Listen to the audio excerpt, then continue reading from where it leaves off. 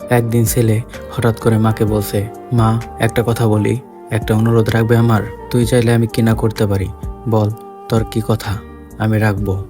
তোমার বৌমা বলছিল তোমার বয়স হয়েছে, এখন তো তোমার শরীরে একটু বিশ্রাম প্রয়োজন। আর এই বাড়িটা তো খুব একটা ভালো না, ভাঙা, ছোট ঝুপসি।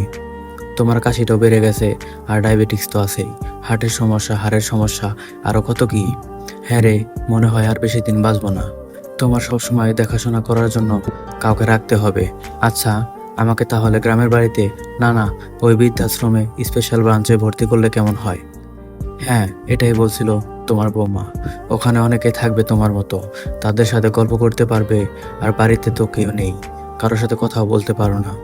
আমি ব্যবসার কাজে দৌড়াচ্ছি, তোমার বৌমা অফিসে চাকরি করছে, মিঠু তো সারাদিন স্কুলেই থাকে। ওখানে তুমি আরামে থাকবে, এটাই আমাদের অনুরোধ ছিল। আচ্ছা, তুই চাইলে তাই হবে। থ্যাঙ্কস মা। পরের দিন অস্বস্তিকর জ্যামে আটকে আছে মা ছেলে। নীরবতা ভাঙলেন মা। বাবা, ওখানে আমাকে দেখতে যাবি তো? পারলে একটা ফোন কিনে দিস আমাকে। মা, তুমি ফোন দিয়ে কি করবে? ওখানে ফোন আছে তো। কিছুক্ষণ পরে একটা বাড়ির সামনে এসে গাড়ি থামালো।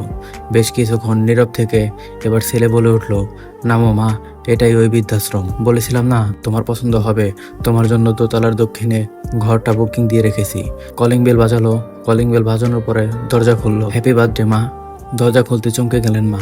আর ওই তো তার একমাত্র নাতি আর বৌমা কেক নিয়ে দাঁড়িয়ে আছে। এত বেলুন আগে কখনো দেখেননি, এত আয়োজন করে কখনো কেউ তাকে জন্মদিনের শুভেচ্ছাও জানায়নি। তুই অনেক বড় হয়ে গেছিস, কিন্তু এটা কার ঘর? বাড়ির ফলকের নাম দেখনি? বাবার নামে রেখেছি। মা, এই পুরো বাড়িটাই আমাদের, এবার তুমি আরামে থাকতে পারবে। তুইও না, এমনকি কেউ করে। কান্না ভেজা চোখে জোরে জোরে মাথা নাড়ছে, আনন্দে কথা বলতে পারছে না। আয়োজন শেষে ঘুমাতে যাবে এমন সময় পেছন থেকে মায়ের ডাক। হাতের ব্যাগটা আতিপাতি খুঁজে একটা কোটা বের করে ছেলের হাতে ধরিয়ে দিল। নে, এটার আর দরকার হবে না, ইঁদুরের বিষ। চিন্তা করেছিলাম যদি বৃদ্ধাশ্রমে রেখে আসিস তাহলে সেদিন খেয়ে নেব। কি যে বলো, এটাই তো আমি কাল রাতে পাল্টে তোমার ক্যালসিয়ামের ওষুধ ভরে রেখেছি। তুমি ঘুমাও। মা রাজ আর কিছু চাওয়ার নেই, আর কিছু না হোক তার ছেলেটাকে অন্তত মানুষ করতে পেরেছে সে। যাক, আজকের ঘুমটা সত্যি আরামের হবে। ঘুমের ওষুধ খেতে হবে না।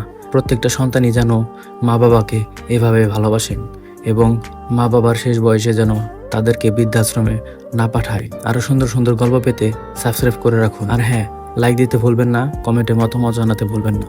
ধন্যবাদ।